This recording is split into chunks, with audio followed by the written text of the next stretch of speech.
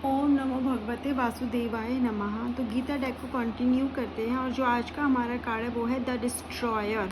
ठीक है, chapter 10 verse 34 में से मैसेज लिया गया और जो मैसेज है वो है I am death destroyer of all, I am the source of all things yet to be, of women I am fame, prosperity, speech, memory, intelligence, faithfulness and patience. यहाँ पर हमें क्या मैसेज दिया रहा है कि I am death destroyer of all. कहते हैं ना कि एक इंग्लिश में एक कहावत है, फ्रेज है, that is as sure as death, dead end, कि डेथ के आगे कुछ भी नहीं है। तो वो डेथ की भी जब हम बात करते हैं तो हम मरने के बाद भी इंसान कहाँ विलीन हो जाता है, उसी एनर्जी सोर्स में, जो एनर्जी सोर्स कहीं ना कहीं कृष्ण जी से ही आ रहा है, उस परमात्मा से आ रहा है। डिस्ट्रॉयर ऑफ ऑल, हर चीज़ यहाँ पे जो आके डिस्ट्रॉय हो रही है वो डिस्ट्रॉय होके भी कहाँ विलीन हो रही है, उनमें ही विलीन हो रही है। डेथ एक तरह की इनएविटेबल है, कहीं ना कहीं हर किसी को वहाँ पे ख़त्म होना ही है। कुछ चीज़ है, कुछ भी है, सबका कहीं ना कहीं अंत आना ही है।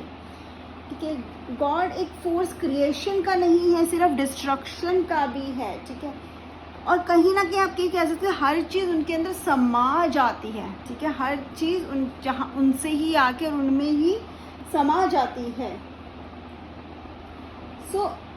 ये जो साइकिल है ना लाइफ एंड डेथ का, ठीक है, जो मर गए उन्होंने दोबारा जन्म लेना है। तो श्री कृष्ण यहाँ पे बोलते हैं कि he is also the generating principle of all future beings, not only that whatever is happening but of all the things yet to be. आगे जो भी कुछ होने वाला है, जो भी आने वाला है, जो भी होगा, सबके कर्ता धर्ता कौन होंगे? कृष्ण जी ही होंगे। वही एक सुप्रीम पावर है जो पास्ट प्रेजेंट फ्यूचर को कंट्रोल कर सकते हैं, किसी के हाथ में कुछ भी नहीं है। अगर हम एक विमेन की बात करें तो वो जो भी जिस भी तरह से हम वुमेन को डिफाइन करते हैं या जिस भी तरह से वुमेन की इच्छाएं हो, लेकिन वो सब कहाँ पे, वो भी कहीं ना कहीं उन्हीं से उत्पन्न हुई है।